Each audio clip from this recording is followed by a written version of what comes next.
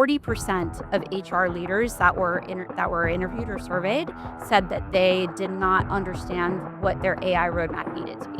Yeah. Which is concerning, but not surprising. We have integrations just lined up month over month. Some of them are more complex than others, but it's really exciting because these integrations allow for a compliance tool to be proactive rather than reactive. As a lot of HR folks really, really struggle, and we all know that they get treated as if they're counselors or attorneys, and they're not. I want to take away that administrative burden from HR so they can focus on people strategy.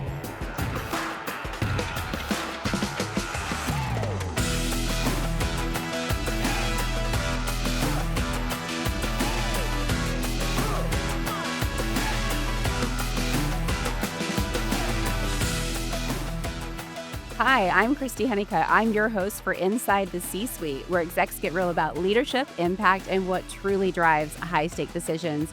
I'm super excited to be on the show today with Jocelyn King, the CEO of Virgil HR, and a very dear friend of mine. Hi, Jocelyn. Hi, Christy. I'm so happy to be back on the podcast. I'm happy to have you back. So this is our second or third year that we've kind of met each other in HR Tech. I think it's only been a year, but Has it only been a year? yes. Oh, but my the gosh. bond is real. The bond is real, guys. It is definitely real. So for those of us that don't know the wonderful person you are and what Virgil HR does, I'd love for you just to sprinkle that in. Sure. Yeah. So my name's Jocelyn King. I'm the CEO and founder of Virgil HR. Virgil HR is an employment and labor law compliance platform that is used by HR professionals to help automate the compliance administrative process by simplifying some of the more complex or monotonous tasks that they have to complete. We have everything from a chatbot to a handbook builder to legal updates to talking to a lawyer. So a variety of features that are available there. We also have a web-based application, but we integrate into HRISs as well. So it's a very dynamic product and something that we're excited about. My background is I've been a human resources professional my entire career. Really felt the pain from this, especially working for multi-state employers, and decided it was high time someone bring technology and automation into the mix for compliance. And that's what I love most. I know we've talked about that before because a lot of HR folks really, really struggle. And we all know that they get treated as if they're counselors or attorneys, and they're not. And my favorite thing I always heard is, well, I'm not an attorney, however, XYZ. So, and I'd mentioned too, like had I known, had your company been around when I was leading people, we would have purchased it hands down, just would have been a thing. Not the tech is great, but the people that you have working at the company and the heart behind it is a beautiful thing to see as well. Thank you. Yeah, I'm very fortunate to have an amazing team and just couldn't be happier and prouder of them. We've grown pretty significantly just in the past year, which is really exciting. And so much of it, most of it is in part because of them. Oh, I walked around your booth and your booth has expanded and your goodies have expanded. And your team, there was new faces I didn't know, and they're all smiling and just very happy and helpful. And it's, and I have to tell on your team because I've walked around the expo and there's some wonderful marketing and some really, get you things out there. But you'd be surprised how many booths that I walked by that no one spoke up and said hi. No one reached out to do anything. So guys, if you're sending your team to HR Tech, please have them look at her booth and how they're interacting with people. They're doing such a great job. Thank you. So what's the strategy for this year? Because I know you guys are growing. What's the focus for the tail end of the year? Yeah, so there are really three focuses for us right now. The first is expanding globally, which we'll begin doing in Q1 of 2026. The second piece is our AI roadmap. We have a very, I think, progressive, but definitely ambitious AI roadmap that we're working toward. And then the third is integrations. We have integrations just lined up month over month. Some of them are more complex than others, but it's really exciting because these integrations allow for a compliance tool to be proactive rather than reactive. Oh, beautiful. So yes, it'll do things like prompt an HR user within their HRIS to do certain things, and it will do a legal analysis of things that they're working on to tell them, hey, this is what you need to do to be compliant. They don't even have to know that a law exists in the first place. They don't have to pick up the phone and call the attorney and run up the bill. Yeah. That's great. Those are three really strong initiatives. Yeah. What about integrations? So when I hear the word integrations, I think of partnerships. Is this going to be a focus for Virgil HR? It probably already is. Yes, it definitely is, and it's a program that we're really building out more. We sell direct to businesses, but we also sell indirect to companies like Bamboo HR, for example. We just went live with Bamboo HR in June, and Bamboo provides our product to, they have 33,000 customers. So provides our product to their customers, and that's kind of how the indirect model works. So I do think that what we will end up seeing is a majority of the revenue ultimately coming from partnerships, but I really want to democratize the product and make it available to, a person who perhaps is not engaged with one of our partners, and that's why we'll keep the direct sales model as well. I love that. You're such a visionary on how you think about, molding the business and kind of the steps that you take. And I know you have a really strong team ahead of you, which is great. Anything new on the horizon that we didn't cover? Oh, anything new coming up? Well, we do have a new version of our bot that we're releasing for the US in a couple months. It'll be much more dynamic. What's really unique about our bot is that over the last 4 years, we have built this really massive proprietary database of employment and labor law. And it's all content that's been analyzed and developed and vetted by our employment and labor law attorneys. So our AI model is trained off of our database. We don't use open source. We don't find, ChatGPT pulling up some article from Wikipedia. The data has to be credible 100% of the time. And when you have any type of open source type model, it ends up deteriorating the credibility of the content because you often it's difficult to have a human in the loop in that type of situation, whereas we're able to do that, which is nice. So we're very thorough. We cover a lot of topic areas in the employee life cycle, and we also cover federal, state, and localities as well. So I know the federal, state, and localities is a big deal, and it's probably the top one. But what would you say, like the top three things that your technology helps HR and organizations overcome or mitigate risk? Like, are there a dirty three that kind of come to mind? Um, yeah, you mean in terms of a differentiator? Yeah. So yes, the locality piece is important. I don't think there are very many vendors out there that are touching the localities. I mean, there are over 22,000. And so it's a big lift. So that's a huge differentiator for us. I mean, if you could imagine you have an employee in California requesting maternity leave and you use a tool that doesn't cover locality and it says, okay, in the state of California, here are the laws that you need to be aware of. Well, what if that person is in San Francisco? San Francisco has its own laws as well that you have to comply with. So if that tool isn't covering localities, you're in big trouble as an HR professional. I think the second thing is that we're very tech forward at embedded integration, for example, really sets us apart from the other businesses. And it can do some pretty cool things outside of, me mentioning that this chatbot kind of follows the user around and does a legal analysis of the work that they're doing and says, hey, here's what you need to do. There are also other ways that we're automating compliance for HR, such as, for example, let's say Kentucky increases their minimum wage to $20 an hour. What we do is we identify the 9 impacted employees in the system and tell HR, hey, these 9 employees need to have their pay increase $20 on October 1st. Do you want to schedule that now? Yes, they never have to think about it again. It changes in the system October 1st. So that's what we're really trying to accomplish. And that's really what sets us apart from the rest of our competitors out there. We are truly loving on HR. Like you're keeping their noses clean. You're helping them not be an attorney, but you're helping them keep the company safe and pivoting the way they need to, which is such a cool thing. So I know you personally. I know there's a lot of really wonderful things about you. So I have a gift for you. So I'd love for you, cats or dogs? Dogs. Always dogs. Always dogs. So I couldn't find Tell Your Dog I Said Hi, but I did find Easily Distracted by Dogs. Oh, that's so cute. I love that. Thank you. You're welcome. Yeah, whenever I come over, I'll have to wear this and play with Judge all day long. So Jocelyn has met my family and my dog. Yes, he's very cute. A little Frenchie. I'm a Frenchie mom. But so I like to talk to the CEOs about the human side of things. And I know that you are a huge animal lover. I didn't know how huge until your wonderful husband shared all of the volunteer time that you do. So I'd love for you to share that with us.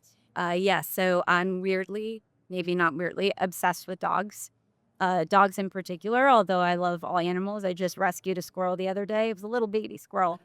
And it was in my garage. It was so cute. So I took it to a wildlife center. So I love animals, love dogs, and I really want to kind of give back. There are so many homeless dogs, dogs that have been abused, dogs that are in terrible breeding situations that need support. And so I work with a couple local shelters near my house, and it can be anything from um, keeping dogs for a couple weeks while we find a new home for them, to donating, to actually spending time walking the dogs or taking care of them. It's You something put on like a bingo. I did, yes. Yeah, I Guys, recently it's did not a just bingo volunteering, it's fundraiser. like creating events. Yes, I did a bingo fundraiser a couple weeks ago for one of the rescues. So, yes, it's a good obsession to have, I think. As a healthy obsession. Yeah, there you Yes. go. Yes. Keeps you calm and all the things. Yeah. Well, and I think your heart shows in your work. And I know that you're very passionate about HR for HR and PR for HR. And you've launched a new podcast. And what I like about it, and guys, I was on one of her guests yesterday. You're natural, you're wonderful at it. But what I really like about it is that you're making it relatable to people that have sat in your seat. You understand it. You truly are HR for HR. So, can you share a little bit about what's driving that podcast and your heart behind it? Yeah, absolutely. So, something that I've always been very passionate about is, you look at, for example, Virgil HR as a compliance company, and you'd think, okay, the mission is probably something pretty stale and dry. But my mission is I want to take away that administrative burden from HR so they can focus on people strategy. Because too often they're spending time researching, they're spending time trying to figure out what paperwork needs to be completed. They're talking to lawyers, and it takes a tremendous amount of time out of their day. And so when they're stuck on these administrative tasks, they aren't able to produce any type of strategic outcomes for the business. Yep. And it kind of sets us back as HR professionals. So that part's really important to me. When I was really thinking about what I wanted out of this podcast, I really wanted a podcast that did a couple things. The first is I wanted to educate HR professionals on what could sometimes feel like very theoretical themes across HR. Like, for example, maybe it's something around pay equity. And everyone's talking about pay equity audits, and you really don't know much about pay equity audits. You've never done one before. So I bring in somebody who's an expert in pay equity, and break down in a very applicable fashion how you can actually do a pay equity audit and apply that to your business. So that part's really important. The second thing that I really like to focus on is technology. I firmly believe that it's going to be absolutely critical for HR to be technology ready, technology savvy, and they have to start doing it now. And there was somebody who recently told me, it could have been you for all I know, it's been such a blur, Fisty. Somebody who recently told me that 40% of HR leaders that were interviewed or surveyed said that they did not understand what their AI roadmap needed to be. Yeah. Which is concerning, but not surprising. So we talk a lot about how do you design your roadmaps? How do you vet and implement the new technologies? How do you ensure adoption? Because a lot of implementations can go awry. How do you implement or integrate change management into your process? Because I think change management is also lacking with a lot of professionals simply because it is a specialization, right? It is. As a generalist, I'm not going to be an expert in learning and development, but I might be an expert in change management because that's my master's degree. And so I've done a lot of work with that. So change management is something that will be super critical with AI coming into play, and something that everybody needs to get educated on. So we talk a lot about that too. I love that. And you hit on something really important because we are at HR Tech. There's lots of shiny objects and beautiful people. And there are a lot of people that are out there trying to determine, who do I want to partner with? Who do I want to purchase from? And everything, again, it's shiny, happy people. How do they determine? Now, how would you recommend to your HR brothers and sisters, if they're walking around the floor, to pick a tech that's right for them? Because there's so many. I don't even know how many vendors are here. Yes, there are a tremendous amount of vendors. It would be really overwhelming. So there are a few steps in all of this, right? The first is figuring out what is your people strategy and how does it align with organizations' goals and business outcomes. From there, you can take a look at what initiatives do you want to put in place based on those goals. It could be engagement, it could be listening, it could be talent management, it could be talent acquisition. There's a wide variety. It could be all, it could be a couple. And then prioritizing that, building out your roadmap, right? What type of technology do I want to implement and when? And ensuring that you have buy-in from other leaders in your organization before you even go to market. Once you've done all of that, you come to a place like this and you're almost crying because there are so many. You're grocery shopping for tech. We're looking at them right now. There are very, very many. But let's say, for example, that your first initiative is going to be engagement and you want to find an engagement platform. I would recommend that since it's an investment to come out here, that you look and see who the exhibitors are that would be providing an engagement platform before coming here so that you can then tackle each one while you're here. And while you're here, you want to consider what are kind of the requirements for your business, right? Like, let's say, for example, your sales team is not engaged and there's low productivity. And you've gone to your CEO and you've said, you know what, if we can increase productivity on the sales team by 5%, we could make an additional $4 million. Right away, we're no longer a cost center as an HR department. We're saving money or we're making money for the business. So what type of engagement software out there is going to be best suited for maybe this sales team? You want to look at the rest of the organization too, but this is what's really critical to your company today. Yeah. And then figure out, okay, these are the functionalities that I need out of this product. And so I'm going to go and look for those, ask the right questions when I'm speaking to the salespeople and determine what's right. Then, maybe you find 3 or 4, you go back home, you start vetting them a little more thoroughly. I would say, especially if AI is involved, but in general with tech, should always include a CIO or CTO, depending on, what it is, into the mix to make sure that, when we're looking at an AI product, how do we ensure that there is an unconscious bias, right?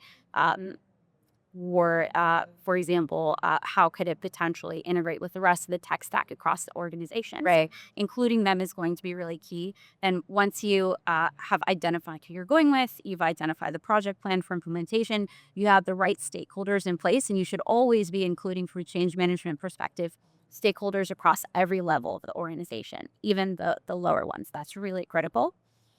And you go through that implementation process and the change management process from there. And Jocelyn will be holding classes at Virgil HR. Her booth is over there. No, that's really, really great feedback. And it's simple feedback. But I think in the midst of all of this and the environment that we're all working and living in, it's overwhelming because HR is fearful of making the wrong decision. There's so much that's unknown. So I love that you gave that very practical guidance that so many need. And I know that we are on a very tight timeline because this young lady is very wanted and interviewing all over the place today. But before we sign off, what's your favorite thing to do in Vegas? Ooh, favorite thing to do. Well, I would say the very most favorite thing I've ever done in Vegas is seeing Martin Garrix. Okay. So it would probably be seeing some type of show, maybe a music show, or I really like, and maybe this is odd for some people, that I really like EDM. So I love going to EDM shows. That's one of my favorite things to do here. To me, that's like meditation on high heels. But yes. Jocelyn, thank you so much again for your friendship, for your leadership in the community, and for all that you do. Really appreciate you joining us. And for those of you out there, like and follow Inside the C-Suite and check out Work Defined, the most amazing network. And of course, this lovely lady, Jocelyn King and Virgil HR. Bye.